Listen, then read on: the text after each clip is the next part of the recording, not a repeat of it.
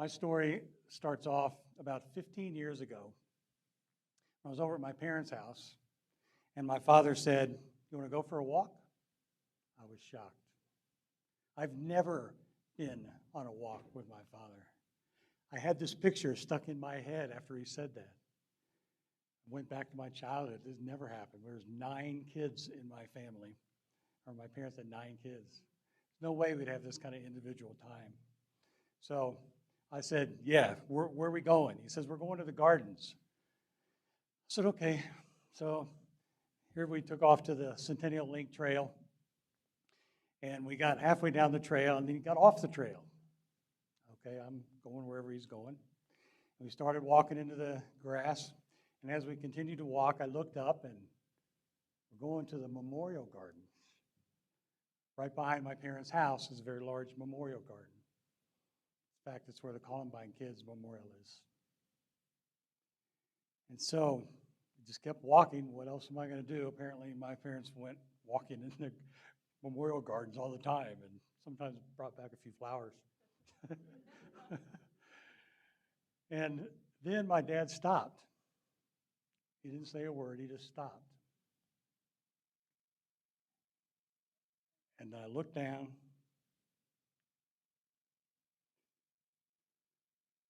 There's my father's headstone.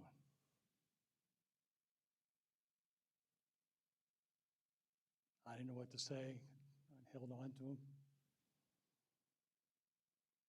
I thought, I am my father's legacy. And then, as clear as it was yesterday, I looked at that headstone and I said, "That's me. That's my name. That's my name." So I got to start thinking about my legacy. So I went to a little research, find out, well, how can I leave a legacy? Well, I found out something about these two. They have something in common. It's not music.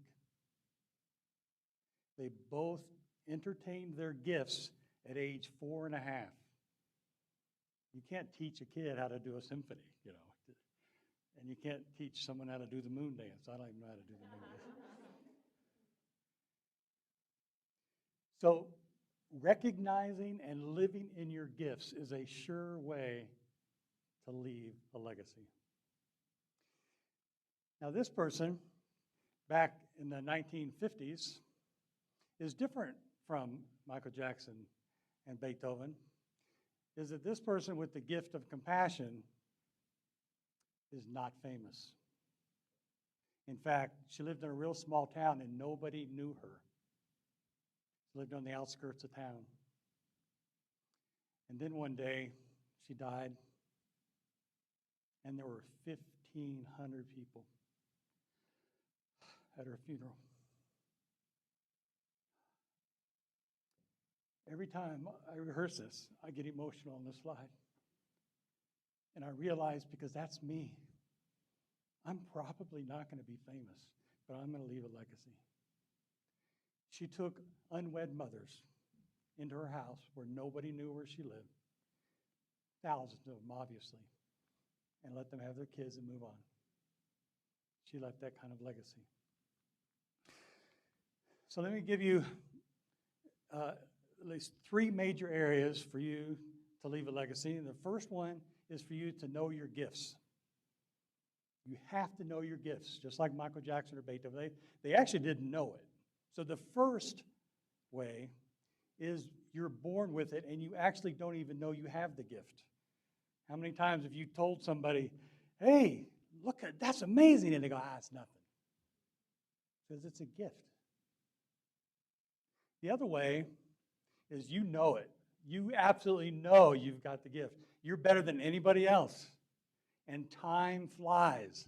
When you're doing something that you love, time just flies. When I was 10 years old, I was rebuilding engines. When I was 14, I was rebuilding automatic transmissions. I remember as clear as can be, I was working on this automatic transmission, and I was gaining energy as I worked. And then I found out that it was 3 o'clock in the morning. I didn't care. I was in my gift. In fact, just last weekend, My nephew said, "You want to work on my transmission?" We're laying underneath this truck. I said, this is just like I was 14. It was so cool. And he goes, "Yeah, it's pretty cool."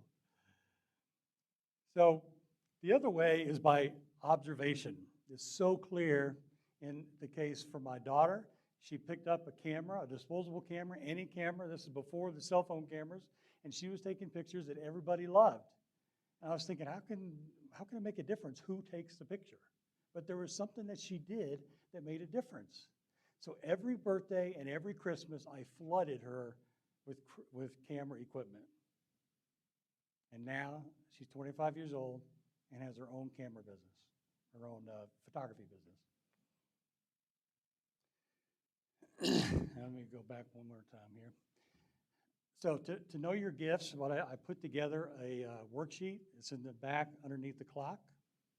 And after my talks, and that's on the last talk, you can go back and get that worksheet, and you can look at these 4 areas in your life and try to find out where you're gifted. And then the other side of that worksheet is my gift inventory as according to my career. So we'll look at that. Another way to have a legacy is to have a mission and a vision. My vision is to co-create a world of peace and acceptance. For me, because I grew up in a family of 11, 9 kids and 2, it was chaos. So peace means a lot to me. And then I was bullied. And so peace, a perfect world for me is non-judgmentalism, this perfect acceptance. My mission statement, well, that's easy. I live in my gifts and my true self. That true self that was picked on. That true self that's unique and different from everyone else. I make sure that I live in my gifts and that I honor that unique self of mine. Another way to be sure to leave a legacy is to know your values and hold on to them when times get tough, when the pressure's on, when you're really pressed for that. Hold on to your values. The legacy my father left me was, of course, family, integrity, dependability, and the big one was do the right thing. I helped other adults when I was a kid do the wrong thing. My father never did the wrong thing. He always said, do the right thing. My son the other day called me and asked for advice, which is pretty amazing. And I said, tell the truth. You'd be surprised. And then my daughter hit a car in the King Soopers parking lot, and she called me, and we talked, and said, we got to do the right thing. And so she left a note on that car.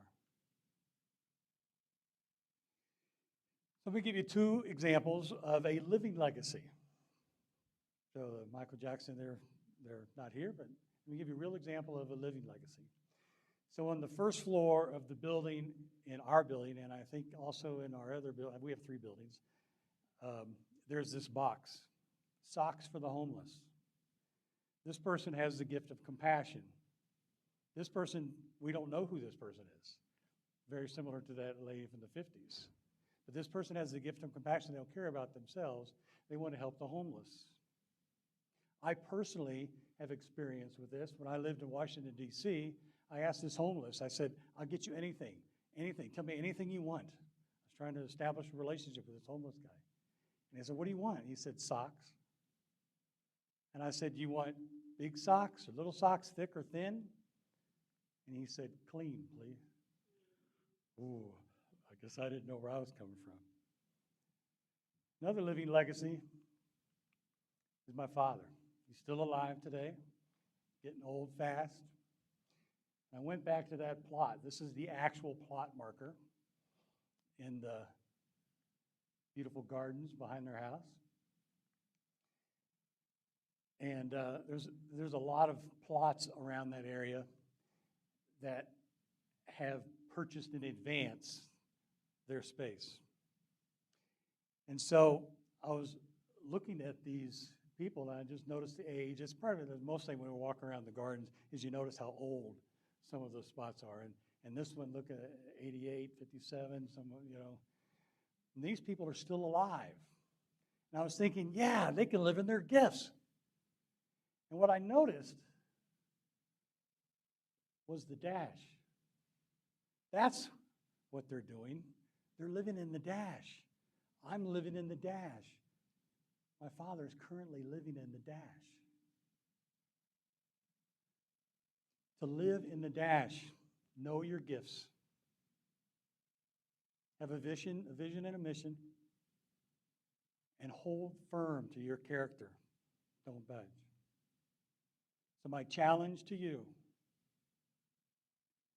is to find out what your gifts are in that worksheet and go for a walk.